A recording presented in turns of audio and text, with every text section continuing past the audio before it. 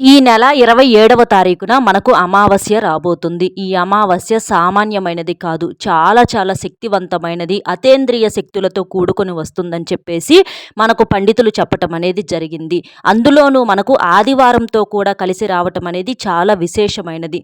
కాబట్టి మీరు ఈ అమావాస్య రోజున వేప చెట్టు దగ్గర రహస్యంగా ఇది ఒక్కటి గనక పడేసినట్లయితే మీకున్నటువంటి కష్టాలు, సమస్యలు, బాధలు, ఇంట్లో చిరాకులు, గొడవలు అన్నీ కూడా పోయి మీకు ధనపరంగా అలాగే ఆరోగ్యపరంగా అన్ని రకాలుగా బాగా కలిసి రావటానికి అవకాశం అనేది ఉంటుంది. ఒక్క మాటలో చెప్పాలంటే అష్టైశ్వర్యాలతో ఆరోగ్యాలతో తొలతూగుతారని చెప్పేసి మనకు పండితులు చెప్పటం అనేది జరిగింది. ఎందుకు అనంటే ఎప్పుడు కూడా అమావాస్య అంటే కొంత కీడుతో వస్తుందండి. ఈ అమావాస్య రోజున మనమేంటి పరిహారాలు గనక చేసినట్లయితే ఏ పరిహారమైనా సరే మనకు అద్భుతంగా సిద్ధిస్తుందన్నమాట. పరిహారాలు చేసే వాళ్ళందరూ కూడా అమావాస్య ఎప్పుడు వస్తుందా అని చెప్పి ఎదురు చూస్తూ ఉంటారు.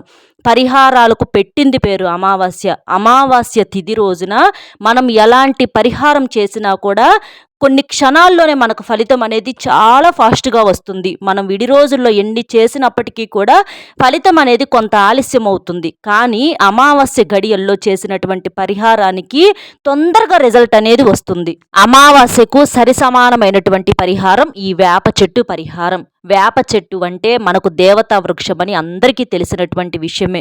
వేప చెట్టు గురించి మనం ఎంత చెప్పుకున్నా కూడా తక్కువేనండి. వేప చెట్టు గురించి పరిహార శాస్త్రంలో ఎంతో గొప్పగా చెప్పటం అనేది జరిగింది. ప్రతి సామాన్య మానవునికి కూడా వేప చెట్టు గురించి తెలుసు. అంటే వేప చెట్టు ఆరోగ్యపరంగా కానివ్వండి, అలాగే మనకు పరిహార పరంగా కానివ్వండి, ఇట్లా ఏ రకంగా చూసుకున్నా కూడా మనకు అద్భుతమైనటువంటి ఫలితం అనేది వస్తుంది. వేప చెట్టు మనకి దేవతా వృక్షం కాబట్టి సాక్షాత్తు లక్ష్మీదేవి అమ్మవారు కొలువై ఉంటారని చెప్పేసి మనకు శాస్త్రాల్లో చెప్పటం అనేది జరిగింది.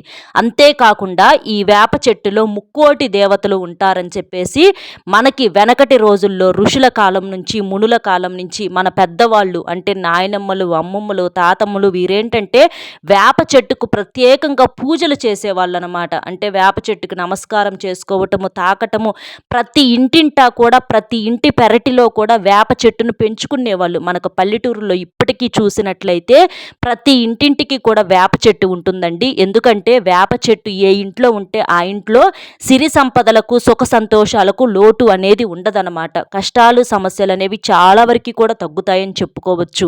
అలాగే ఆరోగ్యపరంగా కూడా వేప చెట్టు అనేది చాలా మంచిది.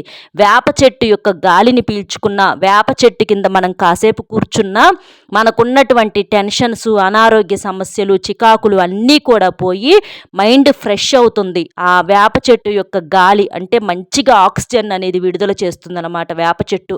ఆ గాలిని పీల్చుకోవటం వలన మనకు సర్వరోగాలు దూరం అవ్వటానికి అవకాశం అనేది ఉంటుంది. అంత విశేషమైనటువంటి వేప చెట్టు దగ్గర చేసే ఏ పరిహారమైనా సరే మన కష్టాన్ని, సమస్యను చిటికెలో తీసేస్తుందన్నమాట.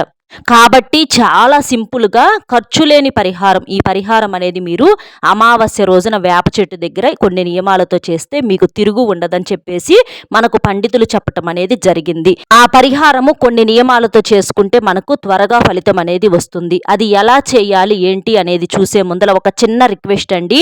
వీడియోని పూర్తిగా వినేటటువంటి ప్రయత్నం చేయండి. అలా వినటం వలన మీకు ఇంకా మరిన్ని విలువైనటువంటి విషయాలు తెలిసేటటువంటి అవకాశం అనేది ఉంటుంది. కాబట్టి వీడియోని పూర్తిగా విని మన వీడియోకి ఒక లైక్ ఇచ్చి సపోర్ట్ చేయండి. అలాగే మనం ఏంటంటే ఒక్కొక్కసారి కొన్ని బయటికి చెప్పుకోలేని సమస్యలతో మానసికంగా మనలో మనమే నలిగిపోతూ ఉంటాము. అంటే భార్యాభర్తల మధ్య గొడవలు, విడాకుల సమస్యలు, అప్పుల సమస్యలు, ప్రేమ సమస్యలు, అంటే పిల్లలు చెప్పిన మాట వినకపోవటం, నరఘోష, నాగదోషము, ఇలా మీకు ఎలాంటి సమస్యలు ఉన్నా సరే అలంపూర్ జోగులాంబదేవి జ్యోతిషాలయం గురూజీ సీతారామరాజు గారు, గురువు గారి ఫోన్ నెంబర్ 9948253372. ఈ నెంబర్కి కనుక మీరు ఫోన్ చేసినట్లయితే మీకు ఎలాంటి సమస్య ఉన్నా సరే మీకు ఫోన్లోనే సమస్యకు పరిష్కారం అనేది అందుతుందండి. గురువు గారు చాలా నమ్మకమైన వారు కాబట్టి నమ్మకంతో ఒక్కసారి కాల్ చేసి ప్రయత్నించండి. మీ సమస్య నుంచి పరిష్కారం పొందండి.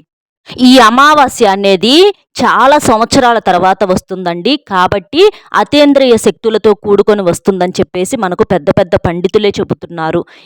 అందులో మనకేంటంటే ఆదివారంతో రావటం అనేది ఇంకా విశేషం అనమాట. మామూలుగానే ఆదివారం రోజున ఎలాంటి పరిహారం చేసినా కూడా చెడును వెంటనే గ్రహించి మనకు మంచి ఫలితాన్ని ఇస్తుంది. ఒక్క మాటలో చెప్పాలంటే ఆదివారం అంటే దగ్గరగా మనకు అమావాస్యతో సమానం. కానీ ఇప్పుడు ఆదివారము ప్లస్ అమావాస్య రెండూ ఒకే రోజు రావటం అనేది చాలా శక్తులతో ఉంది కాబట్టే అతీంద్రియ శక్తులు అనేటటువంటి పదాన్ని ఇక్కడ వాడాల్సి వచ్చింది. కాబట్టి మీరు చక్కగా ఈ రోజున ఈ నియమాలతో ఈ పరిహారం అనేది చేసేసుకోండి. అమావాస్య ఏంటంటే చాలామంది కూడా తెలియక చెడు జరుగుతుంది. అమావాస్య రోజున కొంతమందికి మానసిక స్థితి సరిగ్గా ఉండదు. అంటే ఏదన్నా ఎవరన్నా మన మీద చెడు ప్రయోగాలు చేపిస్తారని చెప్పేసి మైండ్ సరిగ్గా పనిచేయట్లేదు, ఏదో జరుగుతుంది, మాకు ఏదో అంటే గాలులు తగులుకున్నాయి, అసలు బాగోవట్లేదు అని చెప్పేసి ఇట్లా చాలా రకాలుగా భయపడుతూ ఉంటారనమాట. కానీ ఎప్పుడూ కూడా మీరు అలా భయపడవద్దు. ఎందుకంటే అన్నింటికీ మించినటువంటి శత్రువు ఏదన్నా ఉంటే అది మనకు మన భయం మాత్రమే. కాబట్టి మనం ఏదైనా సరే దైవాన్ని నమ్ముకొని మన సమస్యను దైవానికి అప్పచెప్పి మనం ఇలాంటి పరిహారాలు చేసుకోవటం వలన ఎలాంటి గాలులు ఉన్నా, చెడు ఉన్నా, నరదిష్టులు ఉన్నా, ఏవి ఉన్నా కూడా మొత్తం కూడా ఈజీగా తొలగిపోతాయి అన్నమాట. చక్కగా ఆదివారం కూడా వచ్చింది కాబట్టి అందరూ కూడా ఇళ్ళ దగ్గరే ఉంటారు. అంటే మగవారు అవ్వచ్చు, ఆడవారు అవ్వచ్చు, పిల్లలు అందరూ కూడా ప్రశాంతంగా ఇళ్ళ దగ్గరే ఉంటారు. కాబట్టి ఈ పరిహారం అనేది మీరు సాయంత్రం సంధ్యా సమయంలో చేసేసుకోండి. మీకు అద్భుతమైనటువంటి ఫలితం అనేది వస్తుంది. ఇది కొన్ని నియమాలు పాటించాలండి. అమావాస్య అంటే ఏంటంటే చాలా మంది కూడా వాకిట్లో ముగ్గు వేసుకోకూడదు, ఆ ఇంటిని శుభ్రం చేసుకోకూడదు, దీపారాధన చేయకూడదు అని చెప్పేసి కొన్ని పట్టింపులు పట్టించుకుంటూ ఉంటారు. కానీ ఎప్పుడూ కూడా అలా అనుకోకూడదండి. అమావాస్య అంటే చాలా మందికి తెలియని విషయం, అలాగే చాలా మందికి తెలిసిన విషయం కూడా. లక్ష్మీదేవికి చాలా ఇష్టమైనటువంటి రోజు అమావాస్య రోజున ప్రత్యేకంగా లక్ష్మీదేవికి పూజలు చేస్తూ ఉంటారు. అంటే సాయంత్రం సంధ్యా సమయంలో భూలోకాన లక్ష్మీదేవి సంచరిస్తూ ఉంటుంది. ప్రత్యేకంగా అమావాస్య రోజున కూడా మనకి ఇలా జరుగుతుందని చెప్పేసి మనకు శాస్త్రాల్లో చెప్పడం అనేది జరిగింది. కాబట్టి ఉదయాన్నే లేచి చక్కగా ఇంటిని అంటే కొంచెం ఎండెక్కినాక లేచినా పర్వాలేదు, ఆదివారం కాబట్టి ఈ పరిహారం మీరు సాయంత్రం సంధ్యా సమయంలో చేసుకోవచ్చు. కాబట్టి నిదానంగానే చేసుకోండి, ఇబ్బంది అయితే ఏమీ లేదు. మీరు సాయంత్రం 6 గంటల దగ్గర నుంచి చేసుకుంటే ఈ పరిహారం సరిపోతుందన్నమాట. అలా ఇంటిని వాకిల్ని శుభ్రం చేసుకొని మనము ఇంట్లో మీరు నలుపు రంగు బట్టలు అనేవి పొరపాటును కూడా ధరించొద్దు. ఈ అమావాస్య రోజున తప్పకుండా తలస్నానం అనేది చెయ్యండి. పిల్లలైనా పెద్దవాళ్ళైనా సరే మనం తలస్నానం చేయటం వలన దరిద్రం అనేది పోతుంది. లేకపోతే ఊర్లో దరిద్రం అంతా కూడా మనకే వస్తుందని చెప్పేసి మనకు పెద్ద పెద్ద మహానుభావులు చెబుతున్నారు. కాబట్టి చక్కగా తలస్నానం చేసేసేయండి. నలుపు రంగులు బట్టలు పొరపాటును కూడా ధరించవద్దు. అలాగే ఇంటిని వాకిల్ను కూడా చక్కగా శుభ్రం చేసుకోండి. గోళ్ళు కొరుక్కోవటము, ఇంట్లో మాంసాహారం వండుకోవటము, మగవారైతే ఏదన్నా అంటే స్మోకింగ్ చేయటం, ఇలాంటి పనులు పొరపాటును కూడా చేయవద్దు.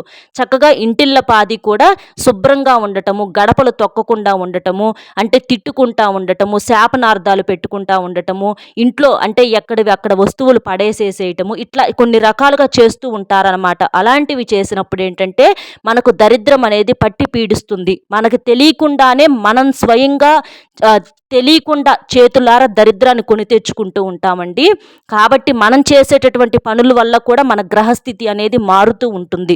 అలాంటి పనులు చేయకుండా చక్కగా ఇంటిని వాకిలిని శుభ్రం చేసుకోవటం, ఇల్లు తుడుచుకోవటం, ఇల్లు తుడిచేటటువంటి నీటిలో కాస్త రాళ్ల ఉప్పును అలాగే చిటికెడంత పసుపును వేసి ఇంటిని తుడుచుకోవటం వలన ఇంట్లో ఉన్నటువంటి చెడు శక్తులు, అంటే చాలా మందికి కూడా తెలియని విషయం, పట్టించుకోని విషయం, తెలిసినా కూడా తెలిసి తెలియకుండా ఉండేటటువంటి విషయం ఏంటంటే నరదిష్టి. ప్రతి ఒక్కరికి కూడా నరదిష్టి అనేది ఉంటుందండి. మనకెవరు దిష్టి పెడతారులే అని చెప్పేసి అనుకుంటారు. కానీ మనం ఎంత బాధల్లో ఉన్నా కూడా మన మీద పడి కూడా ఏడ్చే వాళ్ళు ఉంటారండి. ఎందుకంటే జనంలో ఈ రోజుల్లో మంచితనం అనేది పూర్తిగా కరువైపోయింది.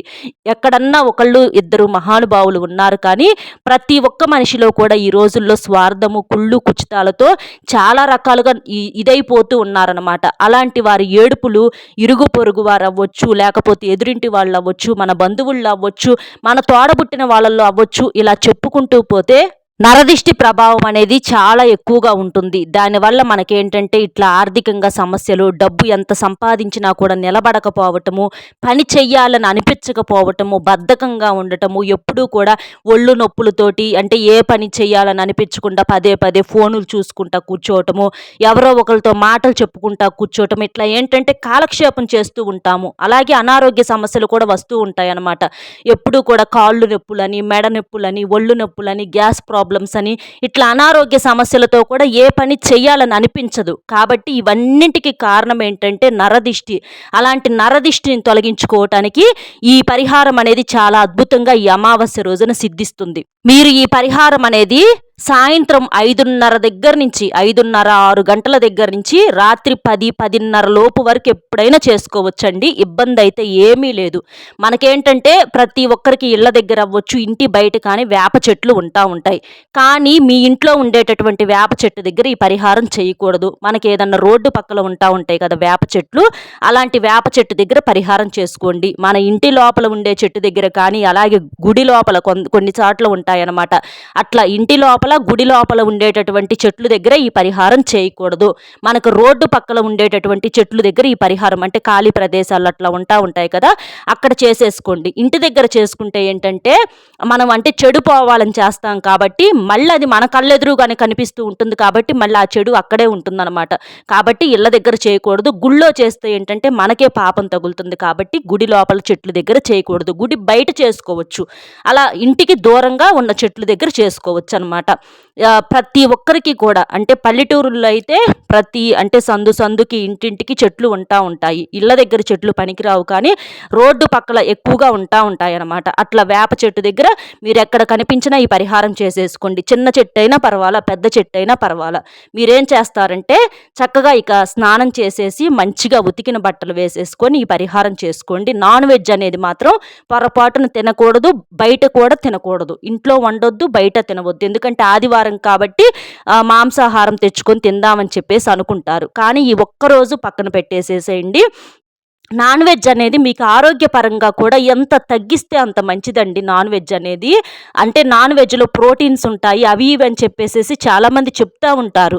కానీ ఆ నాన్ వెజ్లో ఉండేటటువంటి ప్రోటీను మనకి అంటే డ్రై ఫ్రూట్స్లో కానీ, డ్రై నట్స్లో కానీ, మనకి పండ్లల్లో వీటిట్లో కూడా, ఆకుకూరల్లో కూడా ఉంటుంది. ఆ మాంసాహారం వల్ల మనకేంటంటే అరుగుదల అనేది సరిగ్గా ఉండదు. మనకి 24 గంటల కన్నా ఎక్కువ సమయం పడుతుంది అది అరగటానికి. దానివల్ల మనకి గ్యాస్ట్రిక్ ప్రాబ్లమ్స్ ఇలాంటివి వస్తాయి. కాబట్టి మాంసాహారం అనేది ఆరోగ్యపరంగా కూడా మనకి ఎటువంటి ఉపయోగం ఉండదు. ప్రోటీన్స్ రావాలంటే మాంసాహారమే అక్కర్లా. మనకు చాలా రకాలుగా శాకాహారంలో కూడా మనకు ప్రోటీన్ దొరుకుతుంది. కాబట్టి మాంసాహారం మీరు విడిగా కూడా తగ్గిస్తే మీ ఆరోగ్యానికి ఇంకా బాగుంటుంది, ఇంకా మంచిదన్నమాట. అట్లా మీరు ఇక మాంసాహారం తినకుండా చక్కగా ఈ పరిహారం అనేది చేసేసుకోండి. దీనికి వచ్చేటప్పటికి ఏమీ లేదండి. సింపుల్గా ఒకే ఒక్క కొబ్బరికాయ కావాలి, పీచున్నటువంటి కొబ్బరికాయ కావాలి. కొబ్బరికాయ ఎంత అవుతుంది? మనకు ఒక్క 10 రూపాయలు పెట్టుకుంటే కొబ్బరికాయ వస్తుంది. కొబ్బరికాయ ఏంటంటే మనకి చాలా పవిత్రమైనది, చాలా శక్తివంతమైనది. కొబ్బరి నీళ్ళు ఏంటంటే మనకు అమృతంతో సమానము. కొబ్బరికాయతో పరిహారం వలన అమావాస్య రోజున మనకు ఉన్నటువంటి అంటే దోషాలు, సమస్యలు అన్నీ కూడా తుడిచిపెట్టుకుపోయి కడిగేసినట్లుగా పోతాయన్నమాట. కొబ్బరికాయ అనేది మనకు ప్రకృతి నుండి లభిస్తుంది. కొబ్బరి చెట్టు కూడా చాలా శక్తివంతమైనది. కొబ్బరికాయను మనం ఇంట్లో పూజలు చేసుకుంటే చక్కగా అంటే పసుపు కుంకుమలతో చక్కగా బొట్లు పెట్టుకొని చక్కగా దైవానికంటే దేవుడి ముందర కొబ్బరికాయ కొట్టుకుంటూ ఉంటాం. మన సమస్య పోవాలి, మనకు బాగా కలిసి రావాలని చెప్పేసి. అలాగే మీరు ఈ రోజున వేప చెట్టు దగ్గర చేయాలి ఈ పరిహారం. ఎందుకంటే అమావాస్య కాబట్టి. అట్లా మీరు ఒక కొబ్బరికాయను తీసేసుకొని, పీచు ఉండాలండి గుర్తుపెట్టుకోండి. అలా తీసేసుకొని ఫస్ట్ వేప చెట్టును తాకేసి వేప చెట్టుకు దండం పెట్టుకోండి. తర్వాత కొబ్బరికాయ మీద ఇక్కడ చూపించినట్లుగా కాటుకుతో ఇలా రౌండ్గా ఒక చుక్కను పెట్టేసేసేయండి. అమావాస్య కాబట్టి మనకి చెడు పోవాలి అని చెప్పేసేసి కొబ్బరికాయను పట్టుకొని మీ సంకల్పం చెప్పుకోండి.